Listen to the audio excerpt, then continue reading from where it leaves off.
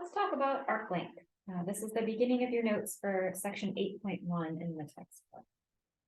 So what you can see on the screen here is just an introduction to the scenario of this section. This is an application of integration. So we're assuming that we have a continuous function on some sort of interval a to b. So I have kind of just a sketch of a squiggle here. And we want to measure the exact length of this curve between a and b. So if your function f happens to make an exact straight line, we have the tools to do this length, but otherwise we don't quite have the techniques just yet. Before we get going, I will point out when we talk about the length of the curve, this is what we mean when we say arc length, the title of this section. Arc length just refers to the length of a curve. Okay, so this video, I'm going to be explaining where the arc length formula comes from. But in class, we'll be just using this formula as is. You don't have to kind of reinvent the wheel every time you use it. I wanted to start though by explaining kind of why we spend the time to go through these derivations of formulas in class, if we don't directly need to know where they came from. So the most obvious reason that we would spend time talking about where this formula is coming from is that it's important to know how things are made, how the formula works, and specifically how it doesn't work based on the process. But the sneakier reason is you may find yourself years from now in your job and you need to come up with a formula for something specific to what you're doing. And the ways that we're thinking about these things in calculus with this kind of Riemann-sum approach, we'll see again, that may be exactly the path that you need. So it's good practice to see where these formulas come from. All right, so I have a little bit more prepared on the page here.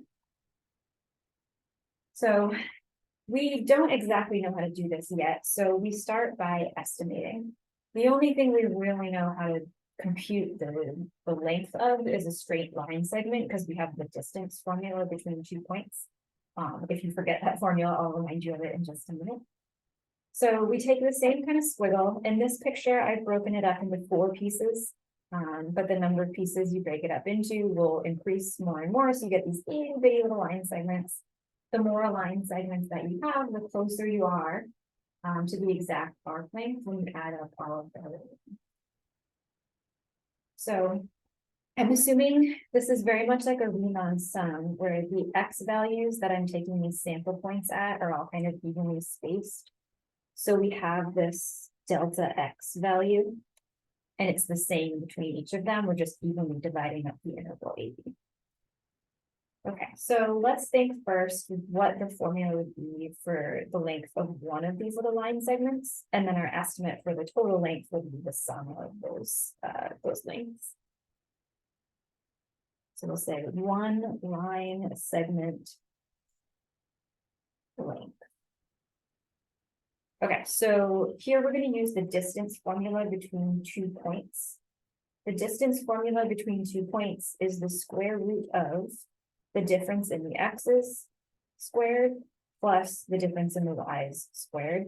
You're essentially making a little triangle between your 2 points like this, right? So this is the difference in the y's, this is the difference in the x's, and you're using the Pythagorean theorem to compute the hypotenuse. So with this labeling, we would have square root of, so I'm going to do the segment from xi minus 1 to xi. So this would stand in, if this was x0 to x1, then the I in this expression is 1. So the difference in the x's is xi minus xi minus 1, and we square that in our formula, and then we add the difference in the y's. So that's our distance formula between 2 points.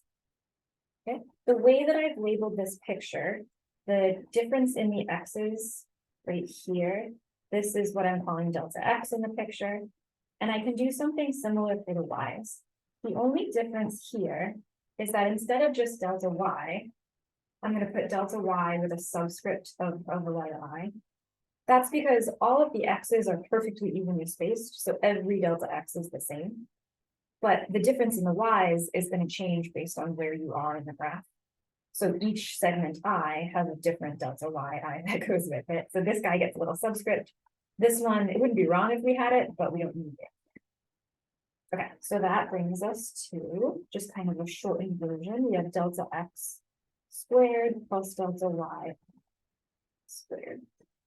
So at the moment, our estimate for the length of the curvy line would be the sum of all of these together. We've got a little bit more tinkering we'll do before we put this into a sum, but that's where it's headed. All right, so from here, we're going to bust out our old friend, the mean value theorem. So the mean value theorem says on this particular interval that we're concerned with right now, there exists some value of c, so it's like an x value between these two, where the derivative of that point is exactly the average slope over the interval. I'm gonna write that. So the mean value theorem says there is a c in our interval. So f prime of c equal to the average slope. So that's the difference in the y's over the difference in the x's, which is what we're calling delta yi, and then on the bottom that would be our delta x. All right, stay with me here, stay with me. So what, I'm gonna make one change to this before we keep going. So there's going to be a different c value every time we change this interval. So really this will be like c sub I, and then c1, c2, c3, and so on. In our formula, we're going to want x's, and this really is an x value. So instead of saying ci, we're going to say xi, and to distinguish it so it doesn't look like these guys, we'll put a little star on it. But it really just stands for that c from the mean value theorem. Xi is a little star on it. So each interval like this has one of these representative members whose derivative is exactly this. If we rearrange this expression, just that, I'm just going to multiply delta x over. We get that delta yi on the right. I'm switching sides just because the delta yi is what we're about to replace in the expression. Is this derivative, so f prime of xi star times the delta x that we multiplied over here. So all of this, we're going to plug in for delta yi in our formula. So we get that our little line segment length is now delta x squared plus, and instead of delta yi, I'm going to write this expression. So I have f prime of x prime star delta x plus squared. All right, we're almost where we need to be here. What I'm going to do is just rearrange this a bit. If I have this times this squared, I can make them individually squared. So I can do the f prime part squared and then the delta x part squared separately. And then notice I now have the sum of two terms under the radical that both have a root x squared in them, so I can factor that out.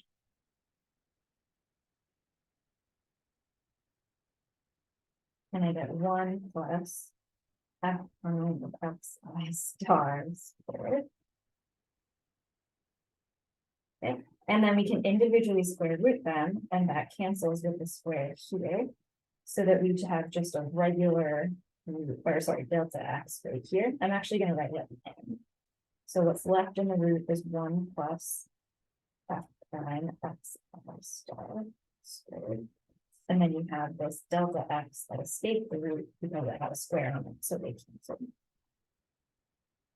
All right, so that's the absolute fanciest that you can rig up the formula for the length of one of these little line segments up here.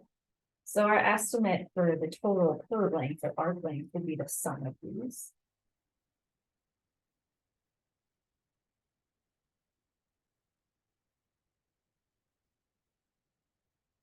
So we would have the sum of these expressions. 1 plus this derivative squared under the root times x. And we'll sum for all values of I.